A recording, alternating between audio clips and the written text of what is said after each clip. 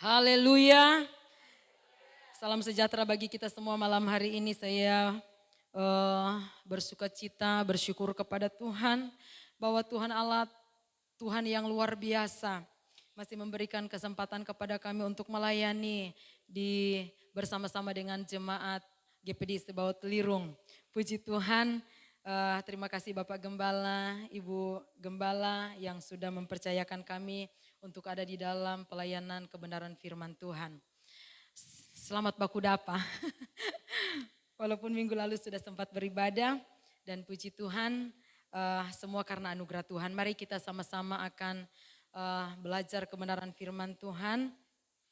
Kembali saya rindu berbagi berkat yang sudah kami terima dari Solo selama konferensi yang ada di Solo. Saya percaya di dalam bulan ini Jemaat Sebaot Lirung sudah menerima berkat-berkat kebenaran firman Tuhan tentang perluasan. Amin. Puji Tuhan, dan malam hari ini mari kita kembali lagi untuk kembali diteguhkan atau kembali kita akan diberkati lagi dengan firman Tuhan tentang perluasan. Puji Tuhan, kita akan sama-sama buka ayat kebenaran firman Tuhan. Kita masih di dalam Yesaya pasal yang ke-54.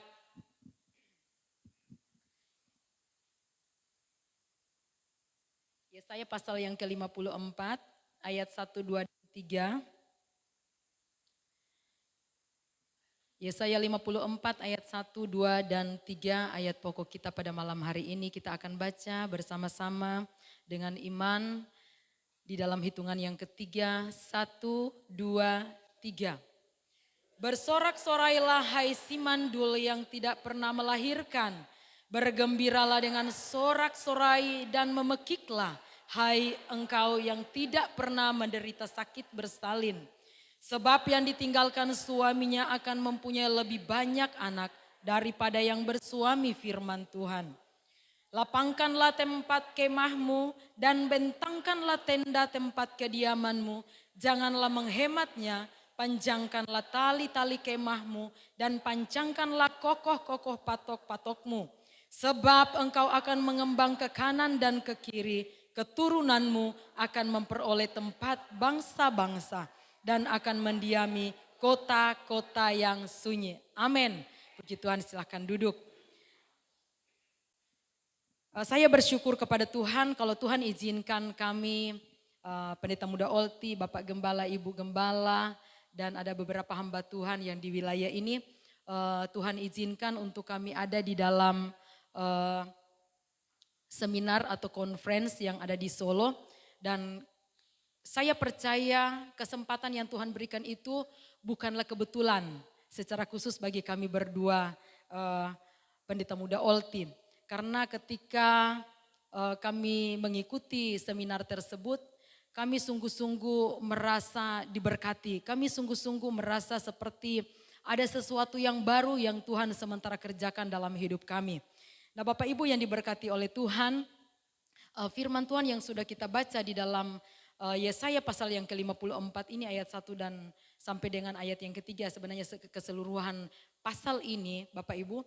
Nah, Yesaya pasal yang ke-54 ini pada satu waktu Israel diserang oleh dua negara bagian, dua negara secara bersamaan, yaitu negara Syria dan negara Babilonia. Nah, dua negara ini menyerang Israel dan mereka menghancurkan, yang terutama mereka menghancurkan bait Allah atau bait Salomo yang dibangun oleh Raja Salomo. Bahkan ketika mereka menyerang Israel, sampai kota itu ditinggal menjadi sunyi senyap. Tidak ada lagi kemakmuran, tidak ada lagi kesejahteraan, tidak ada lagi pengharapan, tidak ada lagi penghuni, saudaraku. Diakibatkan oleh perang yang dilakukan, oleh serangan yang dilakukan oleh negara Syria dan Babilonia pada waktu itu. Tetapi Bapak Ibu Saudara yang diberkati Tuhan, di dalam Yesaya pasal 54, Tuhan membangkitkan seorang nabi yaitu Yesaya, tidak peduli keadaan yang sedang terjadi, Tidak peduli keadaan yang terpuruk yang sementara terjadi, tidak peduli keadaan yang porak-poranda, tidak peduli keadaan yang sunyi senyap, tidak peduli keadaan yang tidak makmur lagi, tidak berpengharapan lagi.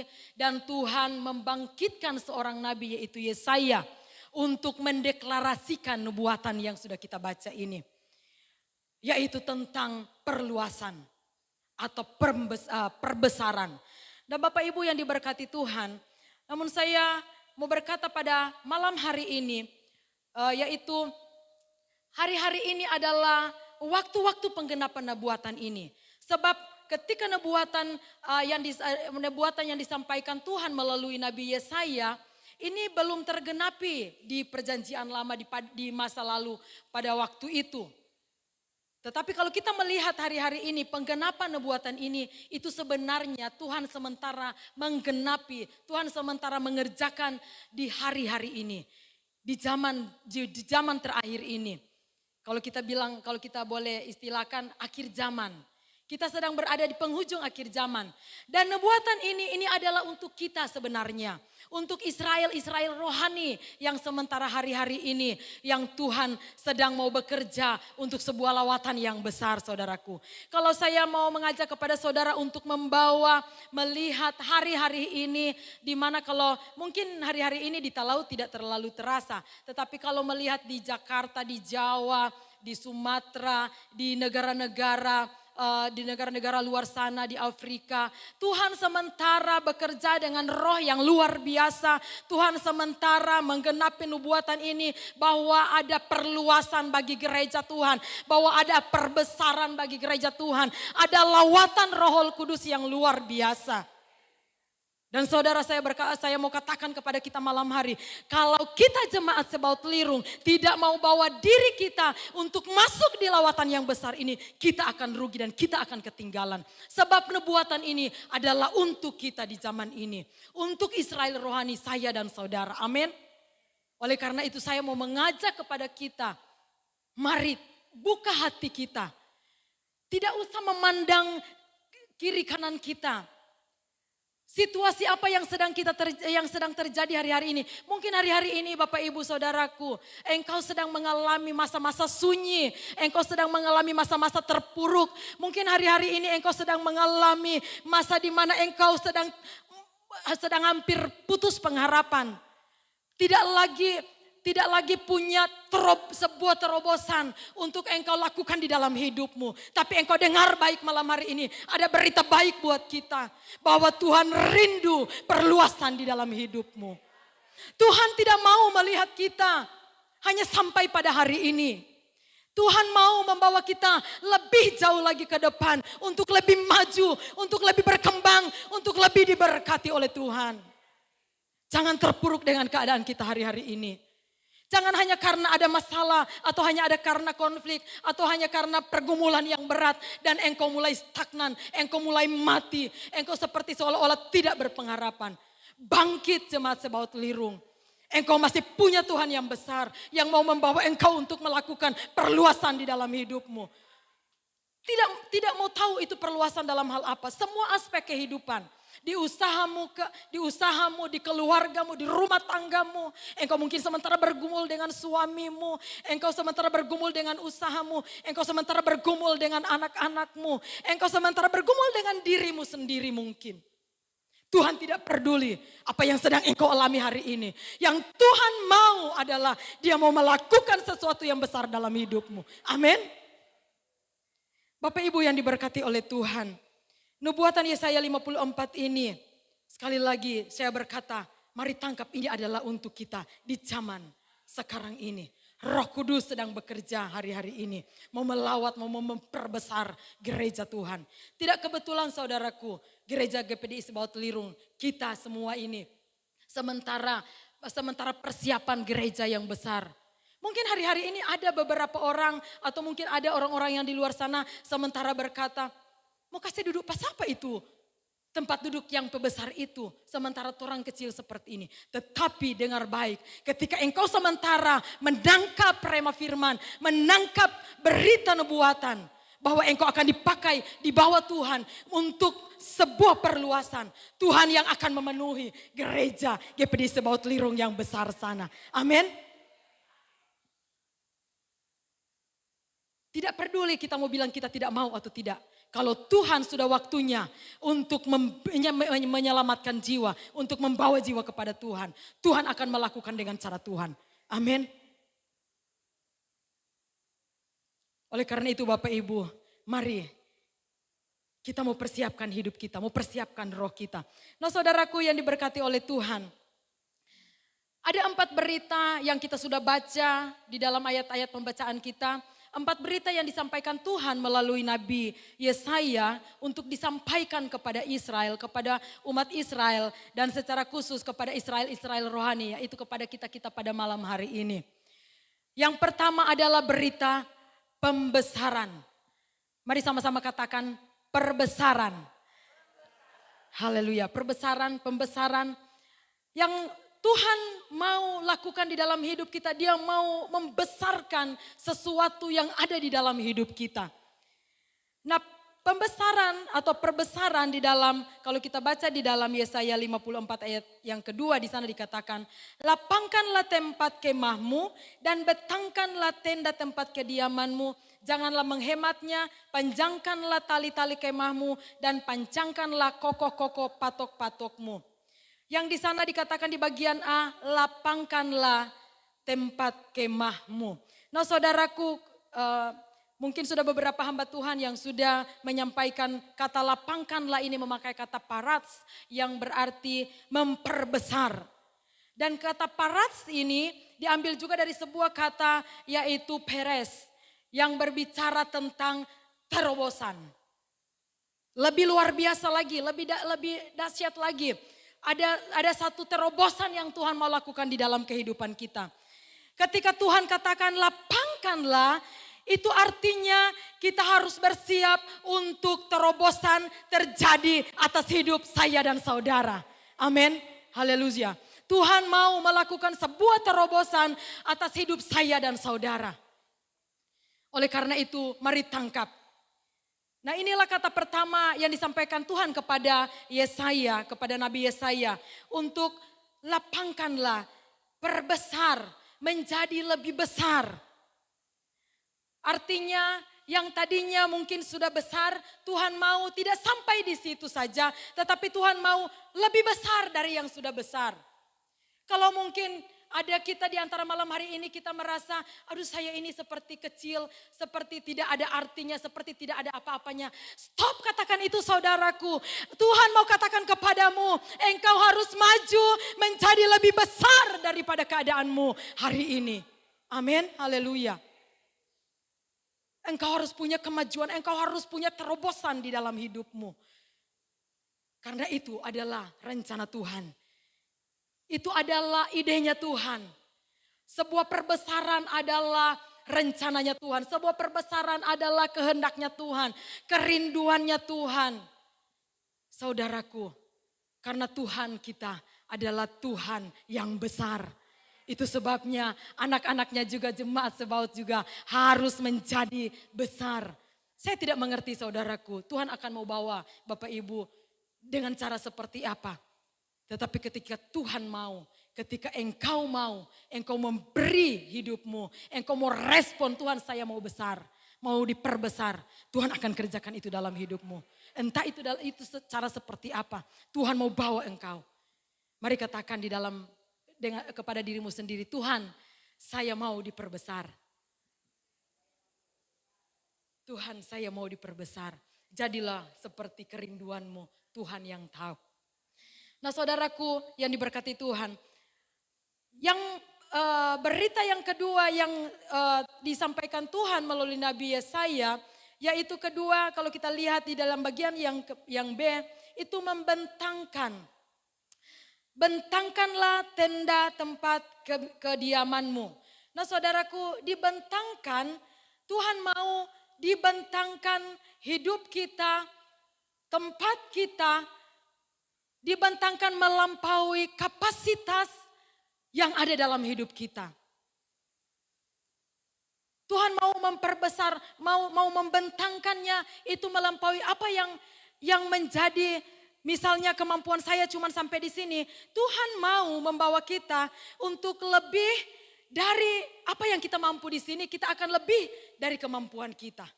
Itu yang Tuhan mau kerjakan dalam hidup kita. Artinya bertambah porsinya saudaraku. Melewati batasan yang tadinya saudara tidak mampu, merasa tidak mampu.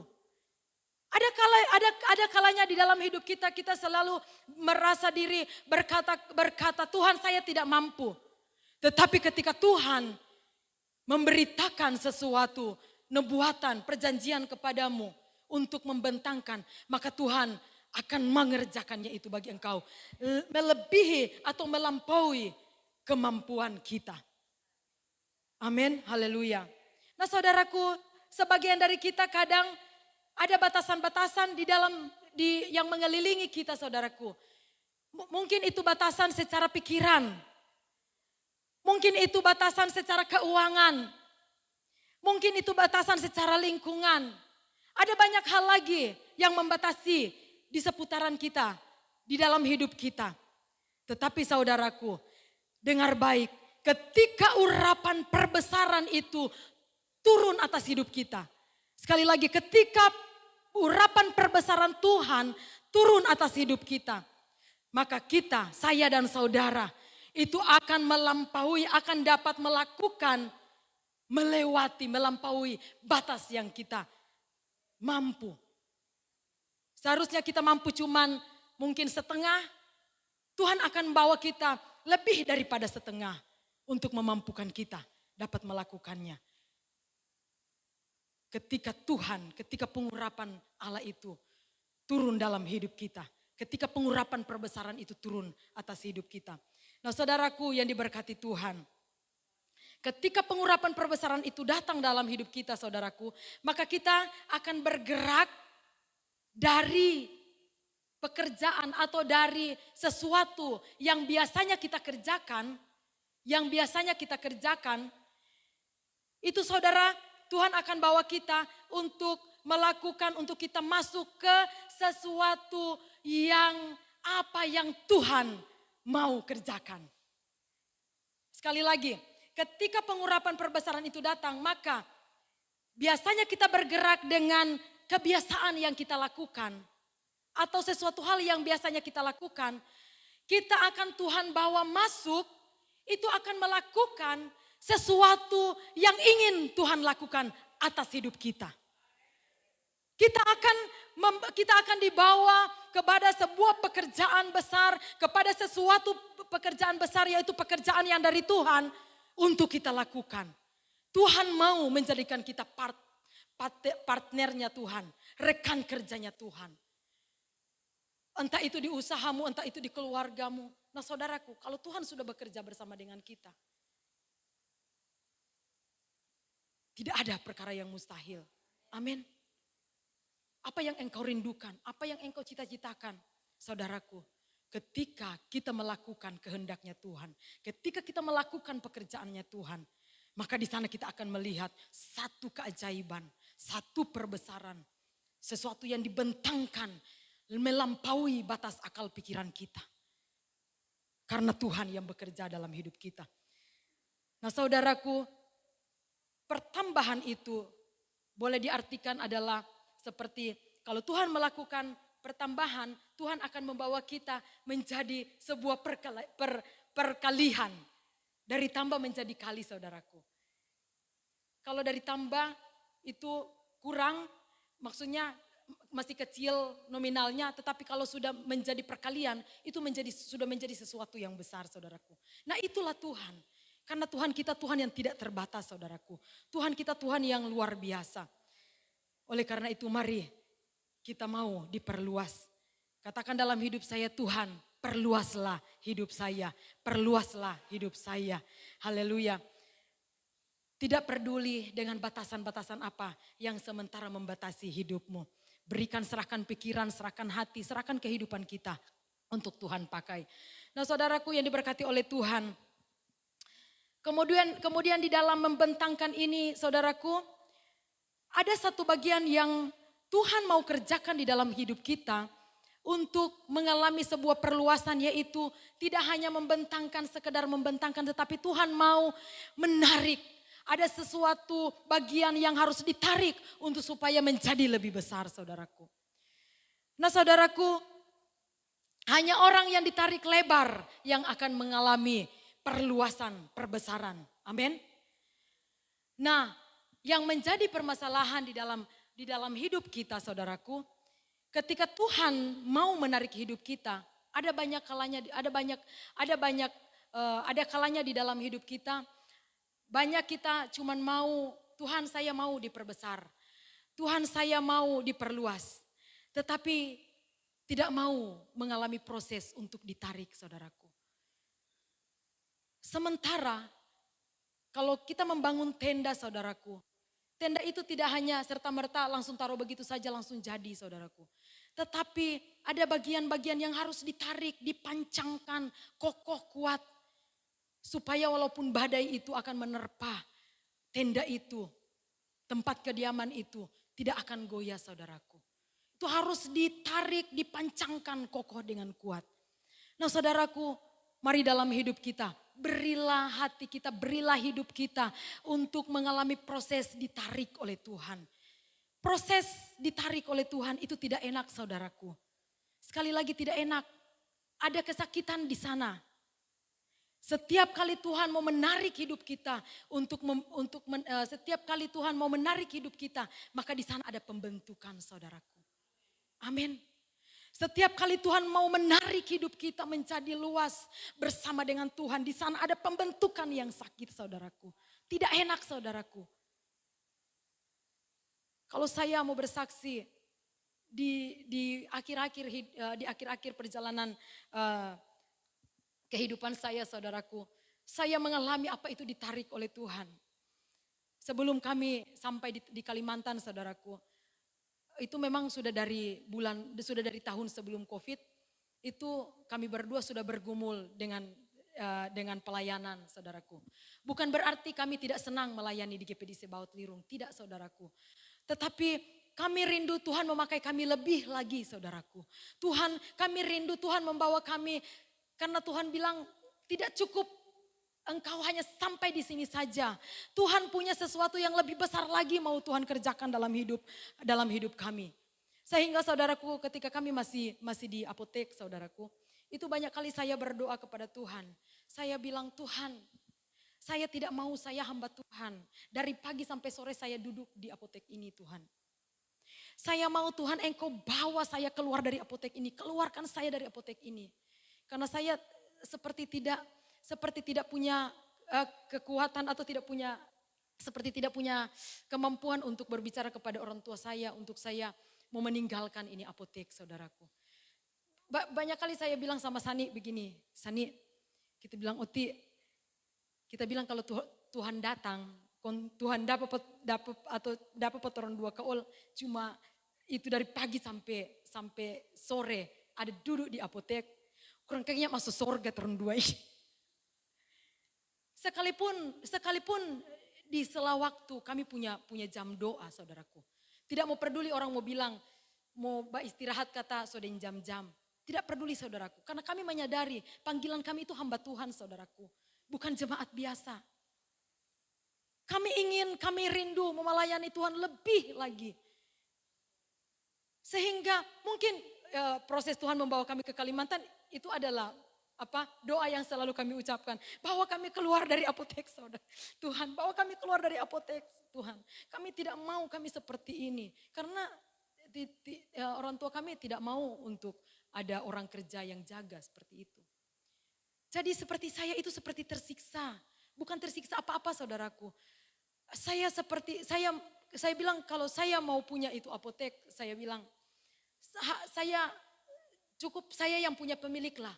Tetapi saya harus punya anak buah yang harus jaga. Jangan saya dari pagi sampai sore saya di situ. Saya tidak mau, Tuhan. Dan tiba pada satu waktu Tuhan mulai menarik hidup saya. Tapi ternyata proses Tuhan itu tidak enak, saudaraku. Seperti ada malu-malunya sedikit. Karena Tuhan buat seperti tidak adil di dalam perjalanan hidup saya. Tetapi sekali lagi saya berkata, Walaupun tidak enak, seperti diusir, seperti tidak terhormat seperti itu. Tetapi saya katakan Tuhan, ini sudah prosesnya Tuhan. Tuhan mau bawa, saya sudah harus waktunya saya keluar dari apotek itu. Tidak kapok-kapoknya saudaraku, minta keluar dari apotek, turun dua buka itu depot air. Ini sama dengan bagarapa Tuhan. Tuhan bilang kita so tandang keluar, ngoni dia bikin usaha lagi. Lantaran turun dua lihat, Tuhan ada berkati walaupun Tuhan, kita bilang begini, nah itulah manusia. Kadang ada pikiran-pikiran yang membatasi kita. Ego manusia itu tidak mau dikalahkan. Saya berkata seperti ini, walaupun sudah dikeluarkan, kami punya Tuhan yang besar. Bilang seperti itu, kami punya Tuhan yang besar, kami masih boleh bangun usaha. Padahal di mata Tuhan itu sebenarnya keliru saudaraku. Tuhan mau engkau pergi. Bukan buat usaha lagi. Nah akhirnya saudaraku, kalau saudara lihat, mungkin Bapak Gembala sering bilang begini, aduh mau percaya Pak Olden tadi ini, karena mau bikin, radio dorong dua cuma tak habis bagaimana tahu, nyendak jalan, itu depot lagi begitu. Kita udah bilang begini, ini dorong dua ini telinga pongo, belum mengerti ini apa kehendaknya Tuhan. Seperti itu saudaraku. Tetapi tiba pada satu waktu. Seperti orang menyombongkan diri bahwa bukan cuma di apotek kami bisa. Tetapi kami boleh buat usaha yang lain karena kami punya Tuhan yang besar. Tetapi ternyata keliru. Tapi pada berjalannya waktu seperti kami berdua mulai ditarik dengan sesuatu yang tidak enak oleh daging kami. Sehingga kami berdua menyerah kepada Tuhan. Tuhan kami menyerah. Sebenarnya sudah buang-buang waktu, sudah buang uang seperti itu. Sehingga pada hari ini kami berdua nyada ada tabungan, nyada ada apa-apa saudaraku. Habis. Oh Tuhan bilang, Turun bilang begini, ini orang cuman seenaknya bilang orang ya. Oh Tuhan nanti mau menyerah apa Tuhan, kalau Tuhan so bage sampai so nyanda baru menyerah. Ternyata orang dua ternyata seperti itu. Nanti sudah tidak punya pengharapan, kami menyerah kepada Tuhan. Dan Tuhan bawa mulai masuk di dalam prosesnya Tuhan. Dan kami juga tidak mengerti ketika kami mengikuti konferensi di Solo itu saudaraku. Kami mulai terima rema firman Tuhan. Kami mulai terima, oh Tuhan punya maksud seperti ini. Engkau tinggalkan zona nyamanmu. Engkau harus pergi keluar. Karena Tuhan punya rencana, punya sesuatu yang besar atas hidupmu. Dan Tuhan mulai teguhkan itu saudaraku. Ketika kami mulai tangkap firman Tuhan. Kami katakan yes Tuhan, pakai kami, perluas hidup kami, perluas rohani kami, perluas pelayanan kami. Walaupun seperti tadi saya katakan, tidak peduli apa yang sedang terjadi di sekelilingmu. Engkau dalam masa sunyi, engkau dalam masa tidak punya apa-apa, engkau dalam masa terpuruk sekalipun, engkau dalam masa engkau seperti seolah-olah sudah terhimpit, engkau tidak mampu berdiri lagi. Tuhan katakan, kalau saya mau bawa engkau ke dalam perluasan, engkau akan mengalaminya dengan ajaib. Haleluya. Oleh karena itu saudaraku, mari alami mujizat Tuhan. Dan ternyata benar saudaraku, ketika kami sudah selesai conference, yang rekan-rekan hamba-hamba Tuhan sudah pulang, kami berdua katakan, kami sudah mau harus fight untuk melayani. Kami mau minta berdoa sama pastor. Pergumulan doa kami adalah, kami berdoa banyak pendeta-pendeta yang tumpang tangan kepada kami. Dan ada satu pendeta yang Pastor Jonathan itu, yang merintis 2 gereja sekaligus, gereja yang sangat besar dengan perintisan yang sangat maju. Dan hari ini sudah sangat banyak jemaatnya saudaraku, ada 5.000 jemaat ya kalau tidak salah. Nah saudaraku, kami minta berdoa. Ditanyalah, pastor mohon doa kepada kami. Doa untuk apa? Kaul sudah langsung bilang, doa untuk perintisan. Di mana? Kaul bilang, di Kalimantan, di IKN. Kita langsung kaget gitu, oh Tuhan sudah betul-betul ini mau fight dengan Tuhan. Sementara sebenarnya kami sedang bergumul. Kalau mau pergi, kami mau beli rumah dengan apa? Kalau mau pergi, kami mau sewa dengan uang apa? Kalau mau pergi, siapa yang akan antar kami saudaraku? Tetapi ketika kami mau memberi hidup kami, ditarik oleh Tuhan, diproses oleh Tuhan, dibentangkan oleh Tuhan. Walaupun sakit, kami mengalami mujizat. Di setiap penarikan Tuhan, saudara dengar baik. Di setiap proses penarikan Tuhan, di sana ada berkat Tuhan. Amin. Jangan pernah engkau bilang ketika Tuhan mau proses hidupmu, ketika Tuhan menarik hidupmu, engkau hanya mengalami sakit saja dan engkau tidak mengalami berkat. Tetapi di setiap penarikan Tuhan, engkau akan mengalami berkat. Di setiap penarikan Tuhan, engkau akan mengalami berkat. Karena itu adalah janji Tuhan. Dan kami mengalami berkat yang luar biasa. Kami pergi ke Kalimantan, saudaraku, kami tidak dituntun oleh siapapun. Kami buta-buta. Kami seperti Abraham, pergi tinggalkan Ur Kasdim. Abraham ditarik oleh Tuhan untuk mengalami berkat yang besar. Ishak ditarik oleh Tuhan untuk mengalami perbesaran. Ishak ketika dia mengalami masa sukar, masa sulit, Tuhan datang dengan firman-Nya. Tuhan katakan, Ishak, jangan engkau pergi ke Mesir. Engkau tetap tinggal di sini. Dan Ishak mengalami berkat 100 kali lipat. Amin. Ketika engkau sedang ditarik Tuhan, jangan lari dari hadirat Tuhan. Bertambahlah engkau berdoa kepada Tuhan. Bertambahlah engkau memuji dan menyembah Tuhan. Karena di sana ada berkat yang sudah Tuhan sediakan bagi engkau. Ketika kami berangkat ke Kalimantan, saudaraku. Sudah sampai tiba di Kalimantan, Kak Ol bilang begini, sudah tati, telepon jangan pitamang. Kita udah bilang, kita nih mau telepon kita pitamang, kita malu. Kita udah bilang begitu, kita malu mau telepon kita petamang. Ngana Joti, kan ngana yang DP kepala ada bawa pak kita. Kan kita pe senior, ngana kita pilih apa ngana. Jadi ngana yang harus cari jalan keluar. Ada 5 jam kami di bandara, saudaraku. Seperti orang yang tidak tahu mau kemana.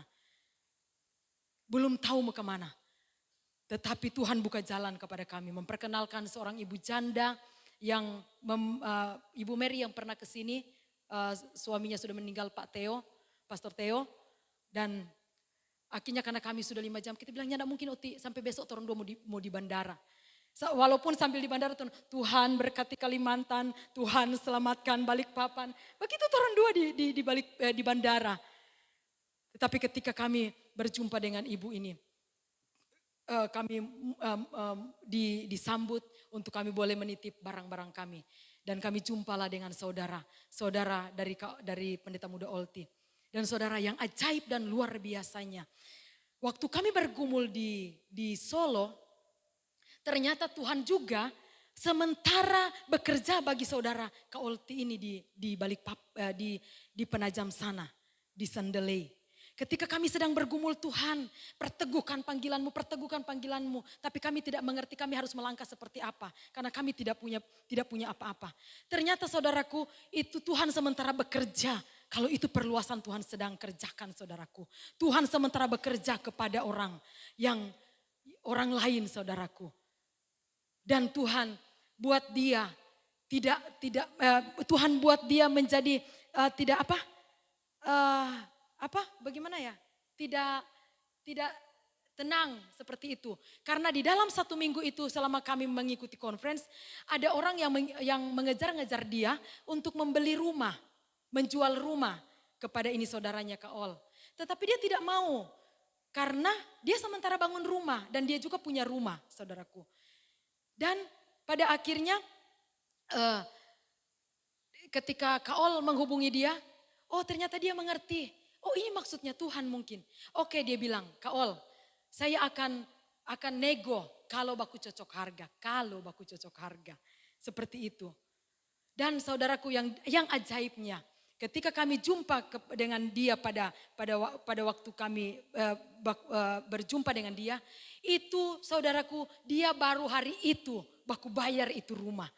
Dan dia bilang sama Kak Ol, dia bilang, Ciol, kita baru bayar ini rumah hari ini. Torang baru baku dapa. Kita baru bayar ini rumah. Kong Ciol tinggal jo di situ. Mau berapa lama Ciol tinggal? Dia bilang terserah, dia bilang. Dan tidak cuma 1, 2 rumah dia langsung bayar. Dan dia bilang terserah rumah ini Jadi 3, orang mau tempatkan itu rumah, terserah orang mau tempatkan yang mana. Nah itu kalau Tuhan bekerja. Sampai dia katakan saudaraku, dia katakan Ciol, itu kita pedoi tabungan. So habis, so nyandak doi kita. Tinggal 3 juta ada pedoi. Ada bayar itu rumah. Nah saudaraku, kalau Tuhan mau menggerakkan hati seseorang untuk dikirim, untuk melakukan perluasan dalam hidupmu, dia tidak akan pandang. Amin. Mana ada orang cuma mau pergi beli rumah, kau bilang anak tinggal akang, justru sementara dia punya rumah 2. Sampai habis tabungannya. Tetapi kalau Tuhan sudah bekerja, di situ ada mujizat. Oleh karena itu mari tangkap rema firman Tuhan. Ketika engkau ditarik oleh Tuhan, dengar baik. Jangan berbantah, taat saja.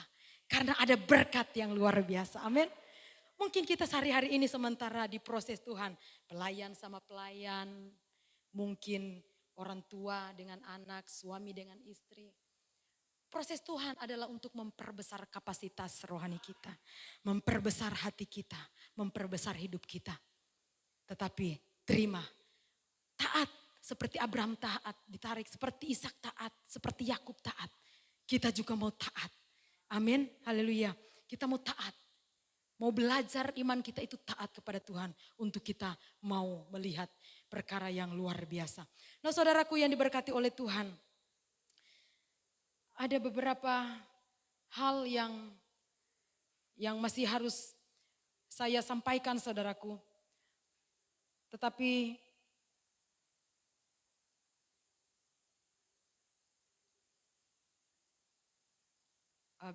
saya akan lanjut saja. Sebenarnya saya sudah mau kasih kepada Bapak Gembala. Tetapi mari kita mau maju lebih lagi saudaraku. Untuk melihat sebuah perluasan saudaraku. Untuk kita mengalami perbesaran. Untuk kita mau mengalami sesuatu yang mujizat. Yang dahsyat dan luar biasa daripada Tuhan. Itu kita harus perlu ada harga yang harus dibayar saudaraku. Ada harga yang harus dibayar. Mungkin ini sudah disampaikan juga oleh beberapa hamba Tuhan. Tetapi saya ingin mengingat lagi kepada kita. Ingin kita supaya kita mengingat lagi kembali saudara. Harga yang pertama yang harus kita bayar adalah harga sebuah visi saudaraku. Harga pertama adalah harga sebuah visi. Visi itu adalah kekuatan dari sebuah persepsi saudaraku. Suatu kenyataan seperti Bapak Gembala sering katakan. Sesuatu yang ada di alam di alam ini, di jagat raya ini, itu terjadi, itu sebelumnya terjadi di dalam roh terlebih dahulu. Karena Tuhan menciptakan bumi ini dengan firman-Nya, saudaraku. Oleh karena itu betapa pentingnya setiap kita harus punya visi, saudaraku. Kita harus punya visi supaya kita dapat menangkap sesuatu dari Tuhan. Supaya sesuatu yang kita rindukan itu boleh menjadi satu kenyataan. Kalau di dalam Kejadian pasal 13 ayat yang ke-14 sampai yang ke-15. Kejadian 13 ayat yang 14 sampai 15. Di sana dikatakan setelah Lot berpisah daripada Abram, berfirmanlah Tuhan kepada Abram, pandanglah sekelilingmu dan lihatlah dari tempat engkau berdiri. Itu ke timur dan barat, utara dan selatan. Sebab seluruh negeri yang kau lihat itu akan kuberikan kepadamu dan kepada keturunanmu untuk selama-lamanya. Saudaraku, ini Abraham mendapat visi daripada Tuhan. Tuhan katakan sejauh mana engkau melihat tanah itu, maka itu akan diberikan kepadamu. Saudaraku, perluasan akan terjadi ketika engkau punya visi. Sejauh mana, sebesar mana visimu ada di dalam hidupmu, maka sebesar itu juga Tuhan akan bekerja dalam hidupmu. Ketika setiap hari engkau mungkin akan katakan, saya bergumul dengan pekerjaan saya, usaha saya harus menjadi usaha yang diberkati oleh Tuhan. Setiap hari engkau memperkatakan di dalam perkataan imanmu, engkau mendeklarasikan, engkau berkata kepada Tuhan di dalam doamu, di dalam pujian penyembahanmu. Maka Tuhan sanggup untuk melakukan perbesaran di dalam usahamu. Atau apapun segala sesuatu yang sedang engkau mungkin mau meraih kemenangan di dalam keluargamu. Tidak ada perkara yang mustahil bagi Tuhan. Tuhan dapat melakukannya bagi engkau. Tuhan katakan ketika umat Tuhan tidak punya visi, maka umat Tuhan itu akan menjadi liar saudaraku. Tidak ada arah tujuan, saudaraku. Oleh karena itu betapa pentingnya visi daripada Tuhan itu ada dalam hidup kita. Kita mau merencanakan segala sesuatu, kita mau tanya Tuhan. Tuhan sudah benar saya mau merencanakan ini. Saya belajar dari kehidupan kami berdua. Sering saya bilang mungkin pongo atau mungkin Tuhan mau bikin jalan cerita seperti itu. Kita hanya nak mengerti. Tetapi sekali lagi ketika Tuhan mulai taruh visi di dalam hidup kita. Visi itu akan mempermuliakan nama Tuhan. Karena visi itu adalah sebuah percepatan untuk sebuah perluasan. Haleluya. Yang kedua, harga yang harus kita bayar adalah harga sebuah doa. Jangan main-main dengan doa, saudaraku. Saya percaya kita berdua juga mengalami hal ini. Karena setiap hari kita berdua selalu berdoa, Tuhan bawa kami keluar dari pekerjaan kami. Untuk kami mengalami sesuatu yang besar. Bawa kami untuk melihat sesuatu yang besar daripada Tuhan. Di dalam doa. Hanya doa, doa, dan doa. Karena doa, ketika doa, itu doa adalah hubungan pribadi kita dengan Tuhan. Doa tidak bisa diwakilkan, saudaraku. Doa tidak bisa diwakilkan. Doa hanyalah doa kita dengan Tuhan. Doa tidak bisa diwakilkan, saudaraku. Orang tua tidak bisa suami tidak bisa mewakilkan doanya kepada istrinya. Istrinya tidak bisa mewakilkan doa kepada suaminya. Kita harus berdoa pribadi lepas pribadi. Memang kita punya doa secara bersama-sama. Tetapi lebih spesifik lagi, kita harus punya hubungan doa secara pribadi dengan Tuhan. Karena ketika kita berhenti berdoa, maka apa yang kita kerjakan itu akan mati dan layu.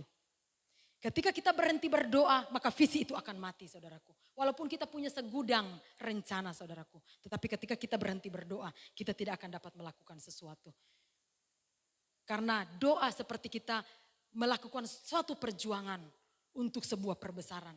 Kalau di dalam 1 Tawarik 4 ayat yang ke-10, Yabes mengambil tanggung jawab untuk masa depannya di dalam doa. Dia katakan kepada Tuhan, Yabes berdoa, Yabes mengalami kesakitan, Yabes mengalami kesulitan, Yabes mengalami sesuatu hal yang tidak mengenakan hidupnya.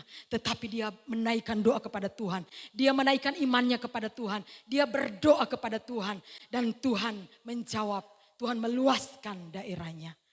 Amin. Mari kita sama-sama berdoa untuk hidup kita, untuk keluarga kita, untuk gereja kita. Supaya gereja kita di bawah Tuhan untuk mengalami satu perluasan. Nah, saudaraku, yang ketiga harga yang harus kita bayar adalah harga sebuah pewahyuan, saudaraku. Pewahyuan itu adalah sebuah terang, sebuah inspirasi, saudaraku. Roh Kudus itu akan memberikan inspirasi dalam hidup kita. Terang itu akan membawa kita untuk melakukan sesuatu hal. Kita harus punya pewahyuan. Karena di dalam Yesaya pasal yang ke-5 ayat yang ke-13. Sebab itu umatku harus pergi ke dalam pembuangan. Oleh sebab mereka tidak mengerti apa-apa. Orang-orang yang mulia akan mati kelaparan dan layak ramai akan menderita kehausan. Karena tidak menerima pewahyuan daripada Tuhan. Nah, ketika kita menerima pewahyuan, saudaraku, itu seperti kita menerima satu strategi daripada Tuhan. Pikiran kita terbatas, akal budi kita terbatas, kepintaran kita terbatas, kita mengelola usaha kita terbatas. Tetapi saudaraku, ketika kita punya pewahyuan daripada Tuhan, ketika kita punya pencerahan daripada Tuhan, ketika kita punya inspirasi daripada Tuhan, maka Tuhan yang akan menuntun kita untuk dapat melakukan sesuatu di luar batas kemampuan kita. Itulah pewahyuan. Kita tidak akan salah melakukan sesuatu, saudaraku. Seperti kita berdua, saudaraku. Kalau Tuhan tidak memberi pewahyuan kepada kita, sekalipun kami sudah menangkap pelajaran yang ada di Solo, tetapi ketika kami tidak meminta pewahyuan, pencerahan daripada Tuhan, untuk kami berbuat apa, untuk kami melakukan apa, maka kami tidak akan dapat melakukannya. Tetapi ketika pewahyuan itu turun, Tuhan mulai berbicara, engkau harus pergi, engkau harus ke sini, engkau harus lakukan ini, engkau harus lakukan itu. Tidak peduli engkau tidak mampu, Tuhan yang akan memampukan. Seperti kami tidak mampu, saudaraku, tetapi Tuhan yang memampukan. Sampai Tuhan membawa kami ada satu jiwa yang Tuhan kirim. Itu jiwa duduk di pemerintahan, di kelurahan. Belum mengurus surat-surat, dia sudah menawarkan diri. Dia bilang, nanti saya, kalau kalian sudah sampai balik dari kampung, nanti cari saya yang akan urus segala sesuatu. Tuhan kirim sedemikian rupa saudaraku. Asalkan kita mau berjalan di dalam Tuhan. Amin. Haleluya. Saudaraku yang diberkati Tuhan, mari mintalah ketika kita berdoa, minta Tuhan berikan terang itu kepada saya, terang firman itu, pencerahan itu, pewahyuan itu dalam hidup saya. Supaya ketika saya mendidik anak tidak sia-sia. Saya mendidik anak dengan tepat, saya mendidik anak dengan benar.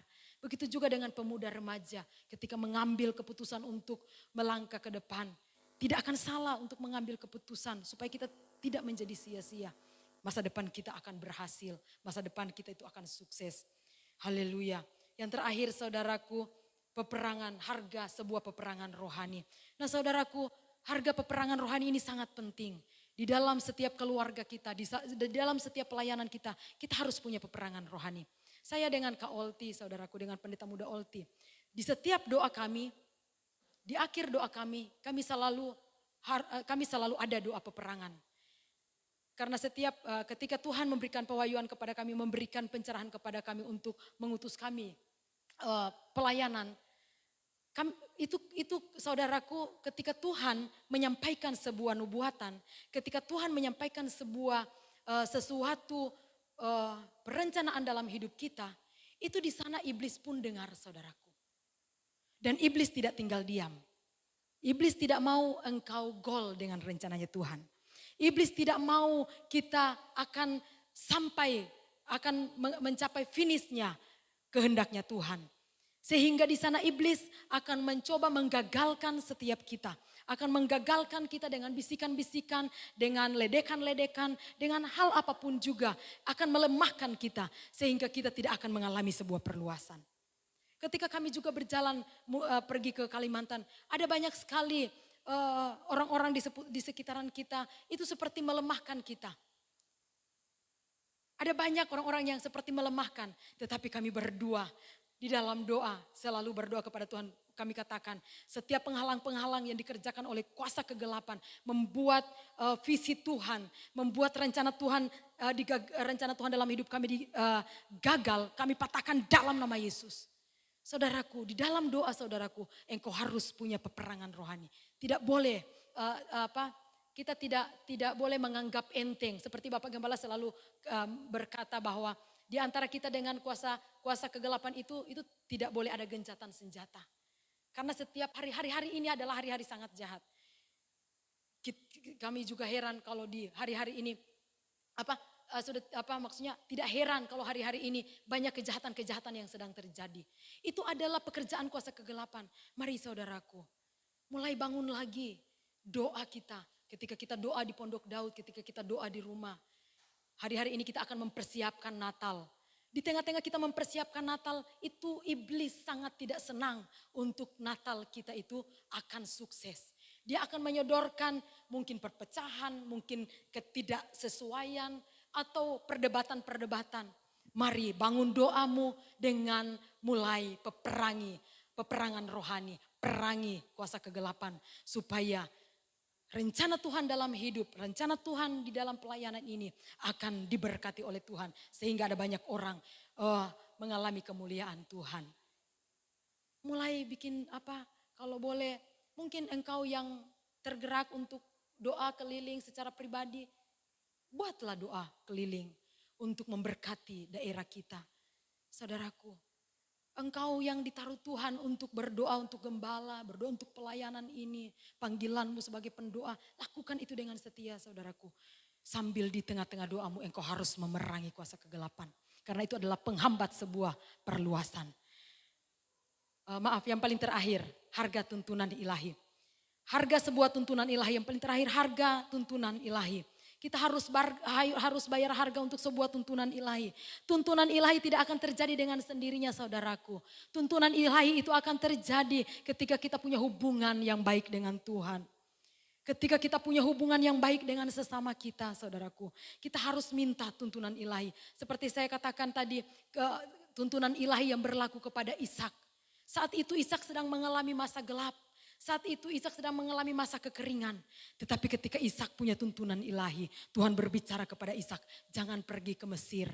Jangan pergi ke dunia, saudaraku. Jangan mencari pertolongan dunia, saudaraku. Pertolongan dunia terbatas, saudaraku. Tetapi mintalah pertolongan kepada Tuhan. Mintalah tuntunan ilahi kepada Tuhan. Ketika kita minta tuntunan ilahi kepada Tuhan, Tuhan akan membawa kita kepada kemuliaan lepas kemuliaan. Kepada perluasan lepas perluasan. Kepada kesuksesan lepas kesuksesan. Mari maju dan bertumbuh sampai engkau menjadi besar. Amin. Haleluya, besar rohaninya, besar hatinya, besar segala sesuatunya di dalam aspek kehidupanmu. Dan Tuhan biar dipermuliakan dalam hidupmu. Amin, kebenaran firman Tuhan kami serahkan kepada Bapak Gembala.